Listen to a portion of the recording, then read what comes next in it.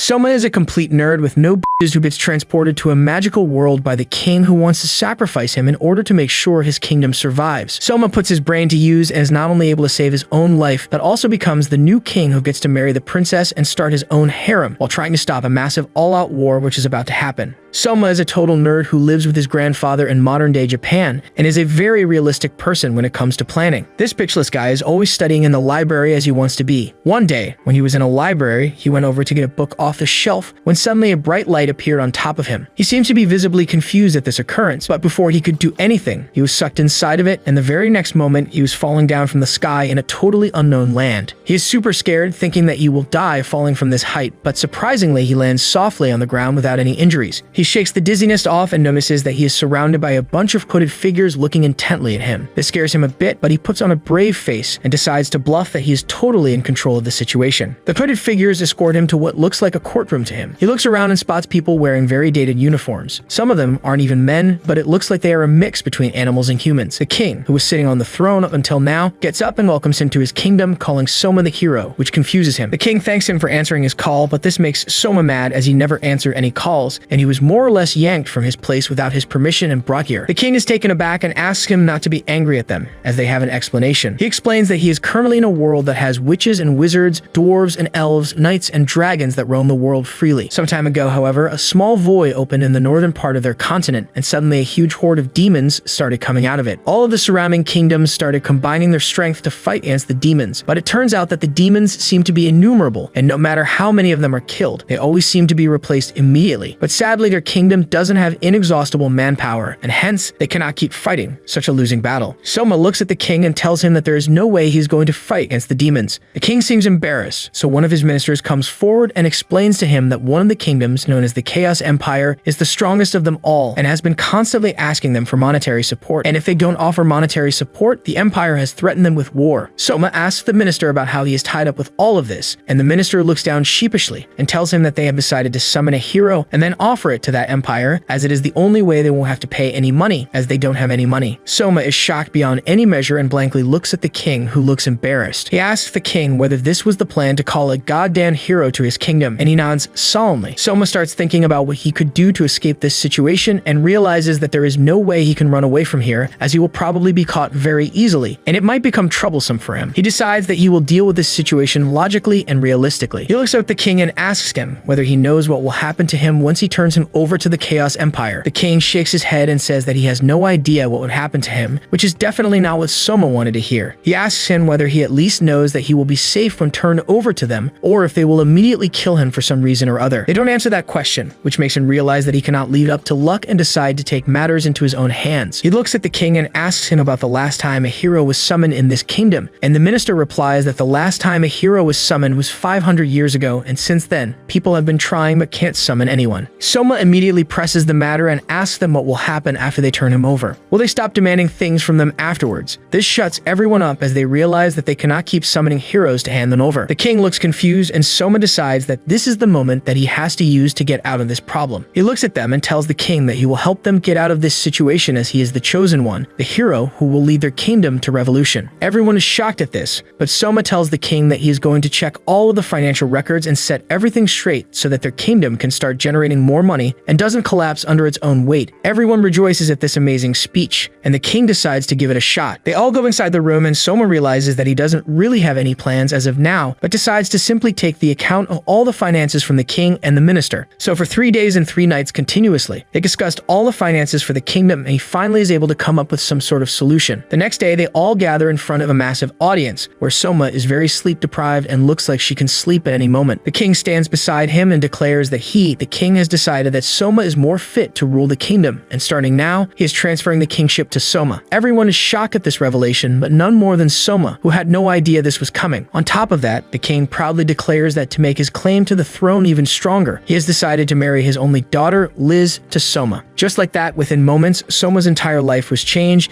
and he was given the task of changing the lives of all the subjects residing in his kingdom. He sits down in his chambers and starts working on a room full of paperwork without any breaks or sleep because of the sheer volume of work. Suddenly, he hears the door open and a beautiful young woman dressed in a military outfit barges in without saying anything. Soma is so tired that he doesn't even look up from his work and asks her whether she is a learned person and knows how to read and write. This takes Liz by surprise, who heatedly answers that she's a very learned person. Soma then asks her some basic math questions without looking them up, and when she is able to answer them, he asks her to help him deal with this paperwork. Liz walks up to him and announces that he is talking to the daughter of the former king. This makes Soma look up from his paperwork, and he asks her why she is wearing a military outfit. She explains that she always had a knack for combat and wanted to help on the front lines, so she enrolled herself in the military. She asks him what he did with her father, as there is no way her father would give up kingship. Soma lets out a deep sigh and tells her that he was summoned to this weird place and he only wanted to escape being sent to the Chaos Kingdom, but her father got impressed by him and made him the king. He reassures her, however, that it won't be for long, as he doesn't want to be king and just wants to go back to his own place. He tells her that he will stay in this kingdom for 2 or 3 years, till the kingdom regains its footing and gets more stable financially. He also tells her not to worry about the engagement, as she can cancel it anytime she wants to. Liz seems impressed after hearing about his humility and decides to talk to him more cordially. He explains to her that he is already working on getting more money and has sold all the useless jewels and treasures from the kingdom's vault, as their country needs food that people can eat and not jewels that are locked in some vault right now. Liz seems horrified and tells him that a lot of those treasures are ancient artifacts that are basically extremely precious. Soma calms her down by showing her a list of items that he has sorted and how he hasn't sold any national heritage items or any dark magic items. He's only sold basic jewelry in gold and silver. Liz seems to be more relaxed now and asks him about his next plans. Soma replies that he isn't going to send money to the Chaos Kingdom as of now, as the people living in this kingdom are still hungry and need something to eat. Liz suggests that instead of sending the money straight to the Chaos Empire, he can use it to strengthen their own military. Soma thinks for a moment and realizes that she is right. If they give the money to the Chaos Empire, they will just keep asking for more, but if they invest it in their own military, they might be able to stand up to them and retake their position. Slowly but surely, Soma starts understanding how this world works. He took an extensive tour of the kingdom and got to know that it has a lot of hidden properties that he wasn't aware of. From the looks of it, the kingdom looks like a very old school area, with no modern techniques or tools being used, but if you take a closer look, you will realize that this kingdom has a lot of the modern luxuries hidden in a different form. For example, the light bulb is a pretty modern invention that has solved the problem of illumination forever, but in this world there is no electricity, much less a light bulb. Surprisingly, every street has a bunch of street lamps, and even at night, houses are illuminated. This is because of the special magic that the people of this continent possess. They can create light, heat, and water at will, which comes in very handy when you think about it. He is also taken by one of the priests, who tells him to put his hand over a stupid-looking statue, claiming that if he has any affinity for magic, he will know immediately. He puts his hand over the stupid statue, and suddenly he loses himself in reality and starts seeing a bunch of bright light spots against a black background. But he remembers that he hasn't taken any LSD, so he quickly realizes that it must be the work of magic. When he comes to, the priest tells him that he does have magical affinity and that he should go and practice some magic, as it will make him better at it. He goes back to his chambers, where he has hired a bunch of working personnel who are able to read and write to do some paperwork. He himself sits down on the chair and starts working, but before that, he is able to play around with his magic. He transfers his consciousness into 3 pens, which immediately start doing paperwork on their own. He tries with the 4th pen, but doesn't work, making him realize that for now, 3 objects are his limit. While doing the paperwork, Liz enters the chamber to check up on him and is surprised to see the magical pens. She asks him about it, as she has never really seen this kind of magic, but Soma tells her that he has created it just now. Liz has no trouble believing this, but before she could ask anything else, he asked her to get down to work and put a ton of paperwork on her as well. They all keep working for countless hours before Soma looks up through his baggy eyes to see that all of them have fallen asleep out of exhaustion. He walks over to Liz, who is also sleeping on the couch very cutely, and observes her for a moment before pushing some hair out of her head lovingly. Liz, however, is used to creeps like him and immediately wakes up, asking him what he was doing. Soma tells her that he just came to see whether she was sleeping or not and nothing else. The next morning, he tells her that he wants to show her something, and they both get on a horse. Liz is surprised, as usual. The man is supposed to take the reins, but Soma is sitting on the back of the horse, holding her waist as tightly as possible, as he doesn't know how to drive a horse. They both go on a surprisingly romantic ride, which ends near a giant field covered in white. They get off and Soma walks alongside Liz and shows her the fields, informing her that their entire country is filled with cotton fields like these, which are borderline useless. He explains that once cotton used to be a very valuable commodity, so all the farmers decided to grow it on a huge scale, so they could export it and earn a lot of money. This resulted in the entire kingdom starting to produce cotton instead of other agricultural crops. That would have been fine, as with the money earned, they can easily import food, but the problem arose when other countries also started growing cotton, leading to an increase in supply while the demand wasn't that high, leading to a cotton crash where their prices were down to earth and they were worth nothing. This is the reason why their country is suffering through such a bad famine and they have nothing to eat at all. Liz looks sad, as she was supposed to be one of the leaders of this country, and yet she had no no idea about this entire fiasco. She apologizes to him, but he tells her that she shouldn't apologize to anybody, but help him bring back the country to its former glory. They go back to the dining hall and start having breakfast together when a man called Ark introduces himself as the leader of the guards. He sits down with them and asks Soma if there is anything he could do. Soma very frankly replies that not many people in this country are useful, as most of them have no idea what they are doing. He tells him that he is in serious need of more trained manpower and people with specialized skills. Ark bows down and tells him that he will see what he can do before taking his leave. Liz and Soma later have tea, where Soma suddenly gets an idea and asks Liz whether they have any kind of broadcasting device. Liz has no idea what this man is talking about, so he tries to explain what kind of device he is talking about, and Liz suddenly exclaims that they have a device like that for public announcement. This will be perfect for Soma's plan, so he tells her to take him to the device as soon as possible. He explains to her that he's going to recruit a workforce from the general public. Liz tells him that they already do it, which surprises Soma, and he asks her how they select people. She replies that they have a series of written examinations, and people who pass all of those are taken into the castle as workers. Soma tells her that this strategy is highly inefficient, as they are probably missing out on extremely talented individuals. He asks her how high the literacy rate in their kingdom is, to which she replies that it is around 30%. He looks at her and tells her that just written exams cannot tell you how talented an individual is. It is the aptitude of the individual that is important, not how literate he is. He tells her that this set of exams must be enforced by high-ranking nobles, who have the influence and the money to send their children to the best academies to get them educated and put them in positions of power in the court. It is classic nepotism. She is shocked at this revelation and asks him what he proposes to do. He tells her that she will know soon. The next day, he stations himself in front of the broadcasting device alongside Liz and starts broadcasting to the entire kingdom. He addresses his subjects and tells them that he's going to give them a very good opportunity to completely turn their lives around, grabbing everyone's attention. He tells them that he is proposing an open round for people with very high aptitude, a specialization, or any kind of skill that might be helpful. He tells them that nothing else matters. They can be literate or illiterate, wealthy or dirt poor. All that matters are their skills, strengths, and aptitude. The next day comes around and everyone gathers inside the court to witness the new people who will be chosen directly by the king. Soma sits on his throne with Liz by his side, and the selection begins. He notices that only 5 people have nominated themselves for the selection exam. All of them bow in front of him as soon as Ark introduces the king. All of them bow down apart from a tall, dark-skinned girl called Aisha. She claims that she is from the clan of warrior elves, and they don't bow in front of anyone to whom they haven't pledged their lives. Ark gets mad and tells her to bow down immediately, but Soma stops him and tells him to let it go. He quickly uses his special magic to remotely rid everything about these elves and realizes that they are very well known and feared for their combat prowess and are supposed to be excellent warriors. She tells him that she is one of the best warriors in her clan, making her one of the best, if not the best, warriors in the entire kingdom. She then asks Soma whether he could help her. He is taken aback and doesn't know what to say, but the elf continues telling him that for some reason, the blessed forest where they live has been deteriorating at a very rapid rate for no reason. According to her, she and her clansmen take very good care of the forest, but even then it seems to be dying on them and they have no idea why it is happening. She also adds that she has heard that Soma is a very intellectual person and might be able to devise a strategy to save the forest. Soma looks confused, but he quickly starts thinking and asks whether they are thinning the forest or not. Aisha looks at him blankly and asks what he means by that. Soma realizes that these techniques must be comparatively modern and explains to her that when a forest is left to grow on its own, oftentimes the older trees end up covering all of the canopy, resulting in no sunlight penetrating to the forest floor, because of which no seedlings or saplings are able to grow. The entire forest floor dies and there are no young plants to replace any older trees that might fall. This also leaves the area as a whole susceptible to erosion and other massive natural problems. Suddenly, Aisha completely bows down in front of him and tells him that she is pledging her entire life to Soma and is ready to fight for him and die for him.